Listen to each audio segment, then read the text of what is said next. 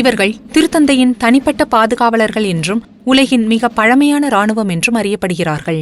ரோமை நகருக்கு செல்லும் போது வத்திக்கான் நுழைவாயில்களில் சிவப்பு, மஞ்சள் மற்றும் நீல நிற சீருடைகளின் வண்ணங்களால் அவர்களை அடையாளம் கண்டு கொள்ள முடியும். இவர்கள்தான் ஸ்விஸ் காவலர்கள்.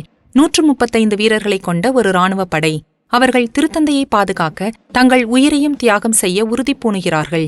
இந்த உறுதிமொழி அளிப்பதற்கு 2 நாட்களுக்கு முன்பு அவர்கள் தங்கள் புதிய சீருடையை பெறுகின்றனர். அது திருப்பிடத்தின் சின்னமான திறவுகோள்கள் பொறிக்கப்பட்ட தங்க பொத்தான்களுடன் கூடிய ஸ்விஸ் கம்பளியால் செய்யப்பட்ட ஒரு கருப்பு வடிவமைப்பாகும்.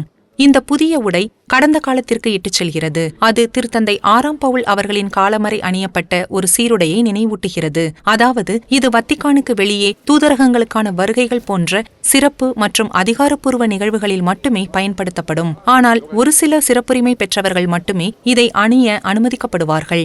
முக்கியமாக ஒரு உடைக்கு விலை சராசரியாக 2000 யூரோக்கள் ஆகும். இருப்பினும் திருப்பிடம் இதற்காக 1 யூரோ கூட செலுத்துவதில்லை. அவை அனைத்தும் ஒரு கொடையாளரால் செலுத்தப்படுகின்றன. இதன் காரணமாக சில உடைகள் மட்டுமே செய்யப்படுகின்றன. மேலும் அதிகாரிகள் மட்டுமே அவற்றை அணிவார்கள். நாம் காணும் இந்த பாரம்பரிய மெசிடிபானி சீருடை மறைந்துவிடப் போவதில்லை. இச்சதுக்கத்தில் உள்ள வீரர்களிடம் நாம் இதை காணலாம். இந்த இளைஞர்கள் 2025ஆம் ஆண்டில் திருத்தந்தை 14ஆம் லியோ அவர்களிடம் உறுதிமொழி அளிக்கவிருக்கும் 27 புதிய வீரர்களில் இருவராவர். டாரியோ அவர்களுக்கு 25 வயது. அவர் வணிகம் படித்திருக்கிறார். மேலும் அவரது குடும்பத்தின் அடிச்சுவடுகளை பின்பற்றி இந்த இராணுவத்தில் சேர முடிவு செய்தார். அவரது தந்தையும் ஒரு ஸ்விஸ் காவலராக இருந்தார்.